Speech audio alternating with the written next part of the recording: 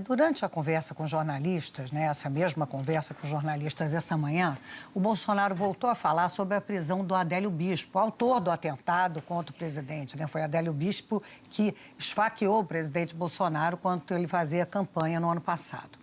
Ainda no ano passado, o juiz Bruno Savino, da Terceira Vara da Justiça Federal em Juiz de Fora, decidiu que Adélio não poderia ser punido criminalmente porque sofre de transtorno delirante persistente. Jair Bolsonaro não recorreu. E hoje diz que não recorreu porque, na visão dele, o Adélio responderia apenas por tentativa de homicídio e estaria livre em 1 ou 2 anos. Jair Bolsonaro ainda atacou o presidente da OAB, o Felipe Santa Cruz. Segundo Bolsonaro, a Ordem dos Advogados do Brasil impediu que o advogado de Adélio tivesse o sigilo telefônico quebrado. Porque a OAB impediu que a Polícia Federal entrasse no telefone de um dos caríssimos advogados. Qual é a intenção da OAB?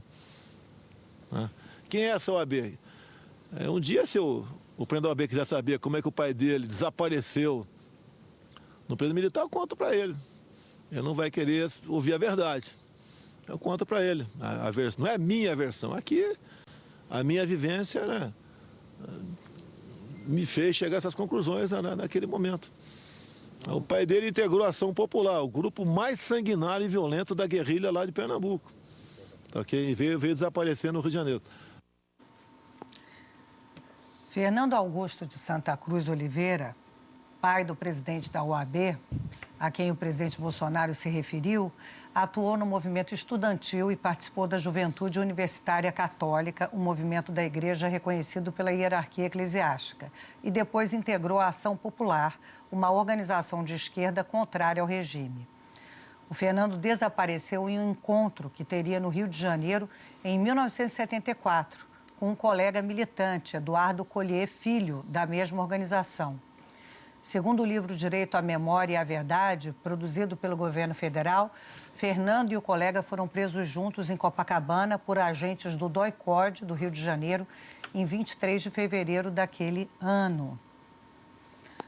Acho que o presidente aí ultrapassou uma barreira, civilizatória importante. Sim. Se ele estava falando anteriormente de hackeamento, que espera que a Polícia Federal desvende tudo, ele está confessando ali que ele tem, em tese, um segredo. Um segredo de um crime cometido, que é um crime de sangue. Mataram o pai do presidente da OAB. E mataram, não foi numa ação de Estado, foi numa ação clandestina. Foi uma ação... Mataram e sumiram, ocultaram o cadáver. E sumiram com o corpo. Então, é muito grave. O presidente está confessando que ele tem informações sobre o crime. Então, que a crítica, você não tem nem muito paralelo, que é um crime de sangue e hackeamento. Mas já que ele está falando sobre a mesma situação, então, se ele tem conhecimento desse crime, que ele vai às autoridades e conte. Assim, o Bolsonaro tem muitas declarações, algumas declarações, por exemplo, só nessa entrevista, algumas declarações fazem parte do jogo político. Vou regularizar o garimpo em terras indígenas. É um debate nacional, gosta ou não gosta. Ele falou isso na campanha, faz parte do jogo político. Outras declarações dele não tem fome no Brasil, são polêmicas ali, você se assusta, você contrapõe, faz parte também ali do jogo político. Tem as piadas, que é o estilo dele, fazer piada. Agora, essa declaração tem um déficit civilizatório, porque isso não é ideologia, isso não é brincadeira, isso não é defender regime militar, o nome disso é defender barbárie. Então, essa declaração tem déficit civilizatório, é assim que eu classificaria. E um argumento que muitas vezes é utilizado nesse debate é igualar os crimes cometidos pela guerrilha com os crimes cometidos pela ditadura militar. Isso não é igualável, porque se a guerrilha comete um crime, você chama o Estado para te defender. Se o Estado comete um crime contra você, você chama quem? O Estado não tem o direito de se igualar àqueles que o combatem ou àqueles que cometem crimes contra uma determinada sociedade. Isso não é igualável. O Estado tem que estar acima disso e proteger a sociedade, inclusive, daqueles que cometem crimes contra a própria sociedade. Sim, Val. Maria, eu acho que falta ao presidente da República, com licença ao próprio presidente da República pedindo agora, a compreensão para o papel que ele exerce hoje. Ele é o presidente da República. ele tem todo o direito de se manifestar, ali, a manifestar a sua indignação sobre como se transcorreu o processo contra o Adélio. Mas foi um processo investigado pela Polícia Federal, foi julgado, pode até se indignar, mas aconteceu, está ali, seguiu todas as regras. Agora, ele como presidente da República, quando ele externa o que ele fez hoje, acuando uma pessoa, que é o presidente do OAB, dizendo que, olha, você não vai gostar de saber a verdade sobre os desaparecimentos do seu pai, é o presidente da República usando o peso do seu cargo, né, com segredos que ele parece conter. Ele até depois, a minha ilação, não sei como é que ele diz exatamente ali, mas é a minha compreensão. Mas parece que é o seguinte, eu sou o presidente da República, eu tenho um segredo e agora estou dizendo para você, olha, você não vai querer saber a verdade sobre o seu pai. Na minha opinião, cruzar essa linha civilizatória e, na minha opinião, é grave. Eu acho que ele devia refletir um pouco sobre o que ele falou, porque é isso, ele é o presidente da República, ele não pode usar esse peso contra o cidadão. Ele tem toda a questão oficial para reclamar, mas não pode usar o peso do seu cargo contra o cidadão. E o presidente da OAB é um cidadão brasileiro. Eu acho que vale a pena comentar também do ponto de vista dos advogados, né? Porque a reclamação parece ter sido por insatisfação com relação ao processo que aconteceu e, mais do que isso, é um ataque à questão da advocacia. Eu acho que todo mundo tem direito de defesa. A OAB é pilar da democracia no Brasil. Eu acho que a gente, quando ataca a possibilidade do advogado defender o seu cliente, de você ter o devido processo legal, de você ter garantias fundamentais, você está atacando um princípio, você está atacando algo que impede, inclusive, o abuso de autoridade.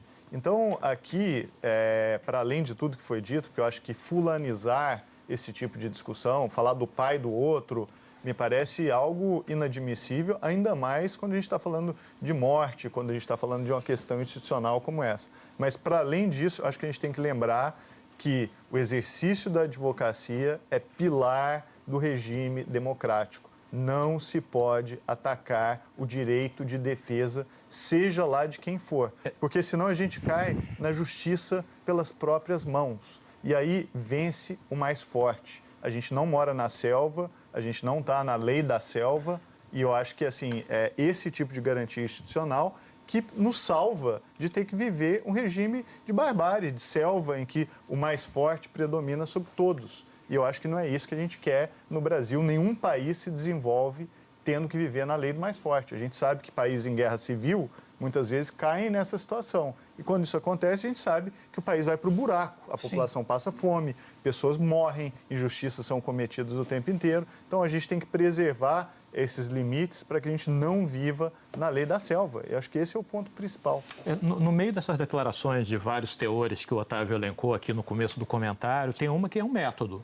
Atacar pilar da democracia. OAB, imprensa, intimidar Miriam Leitão, intimidar o Glenn Greenwald, não importa o que se pense, mas é imprensa livre e direito de defesa.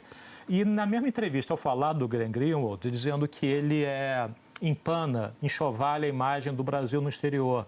Até agora, em julho, ninguém conseguiu enxovalhar mais a imagem do Brasil no exterior do que as próprias declarações do presidente Bolsonaro. Esse tipo de declaração é muito séria, como outras declarações já sérias, mas essa realmente parece passar um limite civilizacional. E vindo de alguém que se diz cristão, não é uma declaração cristã? Pois é. E aí, Ovaldo, como eu disse, assim, quando eu disse que ele parece estar confessando saber um crime, ser detentor de um segredo, é porque a frase dele é: eu sei como o pai dele, e não o porquê o pai dele desapareceu. Porque o porquê, é grave, você né? pega até aquela... por quê? Porque estava no lado errado, você tem até uma retórica política. Estava no lado errado, quem entra para a guerrilha corre o risco, assume o risco de morrer, estávamos numa guerra suja, os dois lados praticaram... Você pode ter até essa retórica. Mas quando diz, sabe como, o como é mecânica do crime. Ele falou claramente isso, né? E como ele, teoricamente, ele tem acesso a arquivos oficiais, será que ele teve acesso a arquivos oficiais, já sabia antes disso?